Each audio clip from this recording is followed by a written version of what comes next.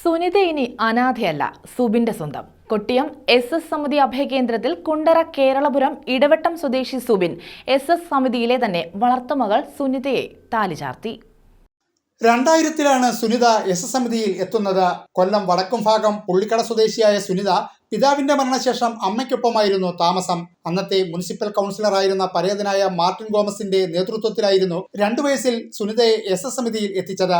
ഇയാളെ നോക്കാൻ ഒറ്റയ്ക്കായതുകൊണ്ട് അത് ഈ ഒരു കണ്ടീഷനിൽ അമ്മയുടെ കാലശേഷം ഈ കുട്ടിയെ പിന്നെ മുമ്പോട്ട് കൊണ്ടുപോകാൻ സാധിക്കില്ല എന്ന് പറഞ്ഞ് അവിടുത്തെ കൗൺസിലർ ഗോമസ് എന്ന് പറഞ്ഞ പഴയ കൗൺസിലർ 2000-ൽ ആവശ്യപ്പെട്ട് അങ്ങനെ പോലീസിന്റെ സഹായത്തോടു കൂടി ഞങ്ങൾ ഏറ്റെടുക്കുകയായിരുന്നു.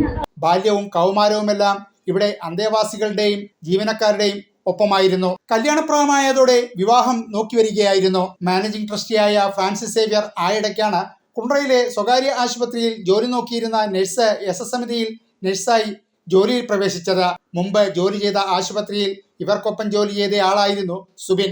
സുബിനോട് നഴ്സ് സുനിതയെക്കുറിച്ച് സംസാരിച്ചതിൽ സുബിൻ അമ്മയുമായി എത്തി സുനിതയെ കണ്ട് ഇഷ്ടപ്പെടുകയും വിവാഹത്തിലേക്ക് എത്തുകയുമായിരുന്നു. വധുവിന് ആവശ്യമായ വസ്ത്രം, ആഭരണം, തുടർ ജീവിതത്തിനായി തയ്യൽ മെഷീൻ, വീട്ടാവശ്യത്തിന് ഫ്രിഡ്ജ് എന്നിവയും വിഭവസമൃദ്ധമായ സദ്യയുമടക്കം നടത്തിയായിരുന്നു വിവാഹം ആഘോഷിച്ചത്.